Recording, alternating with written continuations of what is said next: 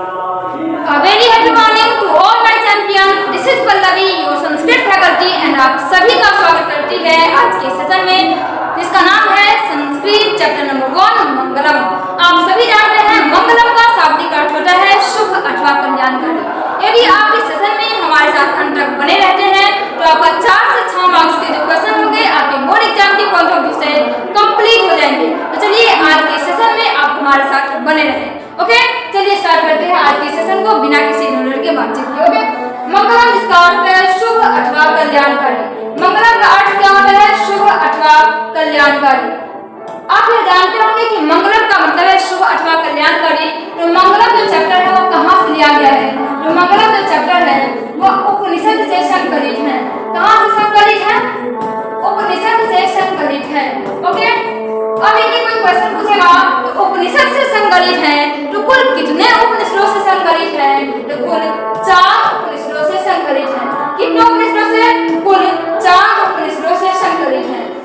अब कोई पूछेगा उपनिषद की कुल संख्या कितनी है? ओके, उपनिषद की कुल संख्या कितनी है? तो आप बताएंगे 108, जिसमें से 108 में से कुल 4 उपनिषदों से यह जो चैप्टर है मंगलम वो संकलित है। ओके, अब इस पाठ में कितने श्लोक हैं? कोई पूछे इस पाठ में कितने श्लोक हैं या कितने मंत्र हैं? तो आप इसका आंसर क्या देंगे? 5 मंत्र हैं। ओके, कितने उपनिषद से संकलित है? उपनिषद की संख्या कितना है? 4 उपनिषदों से संकलित है। यह कुल उपनिषदों की संख्या है। ओके, नेक्स्ट आप देखेंगे कोई पूछेगा यदि पुराणों की कुल संख्या कितनी है? तो आप क्या आंसर देंगे? 18। वेदों की कुल संख्या कितनी है? तो आप क्या आंसर देंगे? 4।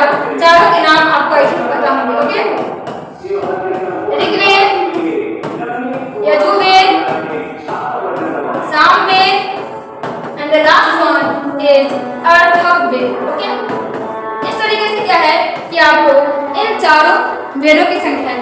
आपसे क्वेश्चन क्या पूछेगा? उपनिषदों की कुल संख्या कितनी है? 108। मंगलम पाठ का शाब्दिक अर्थ क्या है? शुभ या कल्याणकारी। मंगलम पाठ में कुल कितने श्लोक हैं?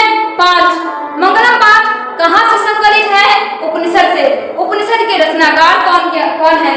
आप बताएंगे महर्षि वेदव्यास। ओके, कौन है? महर्षि वेदव्यास। कौन है? महर्षि वेदव्यास। ओके, इसके अलावा यदि आपसे कोई पूछेगा ऐसा बताइए कि यह जो चैप्टर है मंगलम वो किसके सिद्धांतों को प्रकट करता है? किसके सिद्धांतों को प्रकट करता है? तो आप बताएंगे दर्शन शास्त्र के सिद्धांतों को। किसके? दर्शन शास्त्र के सिद्धांतों को प्रकट करता है। इसमें किसका वर्णन है? सत्य के महत्व का वर्णन है। किसका वर्णन है? सत्य के महत्व का वर्णन है। परम पिता परमेश्वर में एकाकार, परम पिता परमेश्वर में मिल जाने का वर्णन है। तो चलिए स्टार्ट करते हैं आज के सेशन को। हालांकि हमारे पास यहाँ बुक अवेलेबल नहीं है तो मैं आपको बताने का प्रयास करूंगी, आप समझिए। ओके, जो पहला चैप्टर, ओके, जो पहला लाइन है वो है हिरण्यमयेन पात्रेण, हिरण्यमयेन पात्रेण सत्यस्यापीठं मुखं तत्त्वं पुस्तन पावृणु सत्य धर्माय दृश्यया। ओके, क्या है? हिरण्यमयेन, हिरण्यमयेन पात्रेण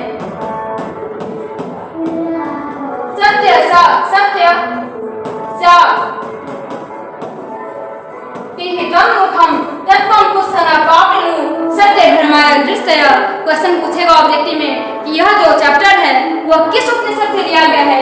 तो आप आंसर क्या लगाएंगे? ईशावास्य उपनिषद से। किस उपनिषद से? ईशावास्य उपनिषद से लिया गया है। Okay, just wait a minute, मैं चेक कर लेती हूँ वीडियो रिकॉर्ड हो जाएगी। Okay, all done. चलिए स्टार्ट करें। हिरण्यमयेन पात्रेण सत्यस्यापीठं मुखं तत्त्वं पुस्तन पावृणु सत्य धर्माय दृश्यया। किस उपनिषद से लिया गया है?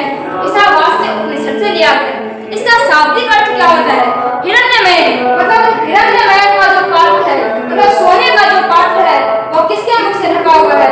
वो उससे क्या ढका हुआ है? उससे जो सत्य का मुख है। किसका मुख? सत्य का जो मुख है वो अपीठम मतलब ढका हुआ है।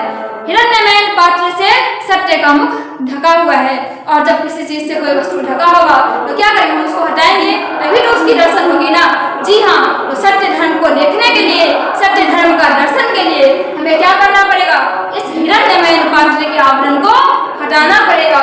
यही हमारा पहला सूत्र। ओके, दूसरा है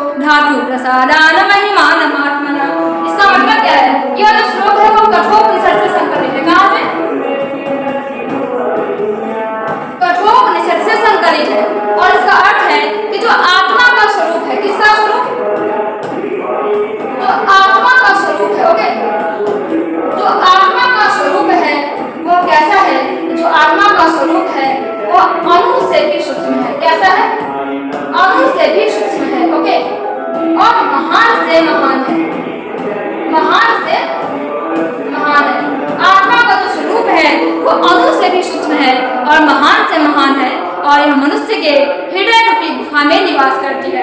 कहाँ निवास करती है? मनुष्य के हृदय रूपी गुफा में निवास करती है। नेक्स्ट हम तीसरे श्लोक पर चलते हैं। ओके, तीसरा श्लोक है हमारा। ओके, तीसरा श्लोक हमारा सत्यमेव जयते। ओके, तीसरा श्लोक हमारा क्या है? सत्यमेव जयते नान्यतम सत्येन पंथा विदितो देवयान येनाक्रमस्य हाप्तकामा यत्र तत्र सदस्य परम निधानम। यह जो श्लोक है कहाँ से लिया गया बच्चों? यह जो श्लोक है वो हम मुंडकोपनिषद से लिया गया है। कहाँ से? मुंडकोपनिषद से लिया गया है। सत्यमेव जयते नान्यतम सत्येन पंथा विदितो देवयान येनाक्रमस्य हाप्तकामा यत्र तत्र सदस्य परम निधानम। यह जो श्लोक है बच्चों कहाँ से लिया गया है? कहाँ से? मुंडकोपनिषद से लिया गया है। और इसमें ऐसा बताया गया है कि सत्य की हमेशा विजय होती है, असत्य की विजय नहीं होती है और सत्य से ही देवलोक का रास्ता प्रशस्त होता है। सत्य से ही देवलोक का रास्ता खुलता है जहाँ सत्य का भंडार है। मेरे प्यारे बच्चों, माय ऑल चैंपियंस, आपको क्या ये समझ में आया? चलिए वेरी गुड। नेक्स्ट चलते हैं 4 नंबर श्लोक। इसका नाम है यथा नद्य। ओके, यथा नद्य चंद्रमाना यथा नद्य चंद्रमाना समुद्रे अस्तम गच्छन्ति नाम रूपे विहाय तथा विद्वान नाम रूपात् विमुक्ता परमात्म परम पुरुष मुपैति दिव्यम। इसका मतलब है कि यह श्लोक जो है वो मुंडकोपनिषद से ही लिया गया है और इसका शाब्दिक अर्थ होगा जिस प्रकार नदियां अपने नाम को छोड़कर, अपने रूप को छोड़कर अर्थात अपने स्वरूप को छोड़कर समुद्र में जाकर मिलती है, ठीक उसी प्रकार से विद्वान लोग भी अपने नाम, रूप और स्वरूप को छोड़कर परम पिता परमेश्वर में एकाकार हो जाते हैं। प्यारे बच्चों, यही जो है इस चैप्टर का, इस श्लोक का अर्थ होगा। ओके, जिस प्रकार नदियां अपने नाम और रूप को छोड़कर कहाँ जाकर मिलती है? समुद्र में जाकर मिलती है, ठीक उसी प्रकार से विद्वान लोग भी अपने नाम और रूप को छोड़कर समुद्र में परम पिता परमेश्वर में एकाकार हो जाते हैं। नेक्स्ट और 5वां श्लोक जो हमारा वो है आदित्य वर्ण। ओके, आदित्य वर्ण तमसा परस्तात् तमेव पुरीत्वाति मृत्यु हेति नान्य पंथा विद्यते अन्यः। ओके, यह जो श्लोक है वो श्वेता स्वतर उपनिषद से लिया गया है। कहाँ से लिया गया है? श्वेता स्वतर उपनिषद से। आप बताइएगा क्या इस कमरे में यदि बल्ब न रहे, प्रकाश न रहे या फिर आदित्य का वर्ण न रहे, बाहर सूर्य के प्रकाश का रंग बाहर न छिटलाया हुआ रहे, तो उसमें एक दीपक जलाएंगे, उस दीपक का कोई वैल्यू होगा क्या? नहीं होगा। होगा ना वैल्यू? ठीक उसी प्रकार से जो यह संसार है वह किसके द्वारा अनुशासित है? तो परम पिता परमेश्वर के द्वारा। आत्मज्ञान के बिना किसके? इसका मूल अर्थ है कि आत्मज्ञान के बिना मोक्ष की प्राप्ति संभव नहीं है। किसके बिना? आत्मज्ञान के बिना। Okay, most important question,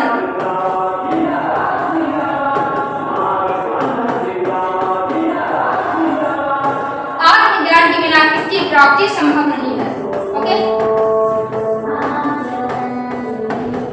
answer क्या हो जाएगा? मोक्ष की। क्या हो जाएगा? आत्मज्ञान के बिना मोक्ष की प्राप्ति जो है वो संभव नहीं है। ओके, आत्मज्ञान के बिना जो है वो मोक्ष की प्राप्ति जो है वो संभव नहीं है। ओके,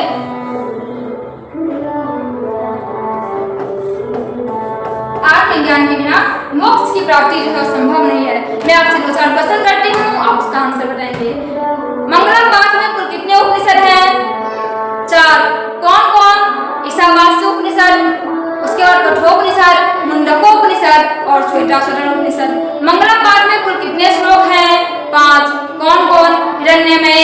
ओके, आप इस तरीके से याद करेगा, हिरण्यमय मतलब हीरा निशा। क्या याद रखिएगा? हीरा निशा। यदि क्वेश्चन में हिरण मिले तो ईशावास्य उपनिषद। दूसरा क्या रखिएगा? अनकथन। क्या याद रखिएगा? अनकथन मतलब अनोन्यान कठोपनिषद। अनोन्यान कठोपनिषद। दूसरा क्या रखिएगा? सत्य। क्या? जो बिरसा मुंडा थे, क्या थे? जो बिरसा मुंडा थे वो मानते थे, हमेशा सत्य बोलते थे और कहाँ रहते थे? नदी के समीप रहते थे। ऐसा मान लेते हैं, ठीक है, हमारा मान लेते हैं। जो मुंडकोपनिषद है वो सत्य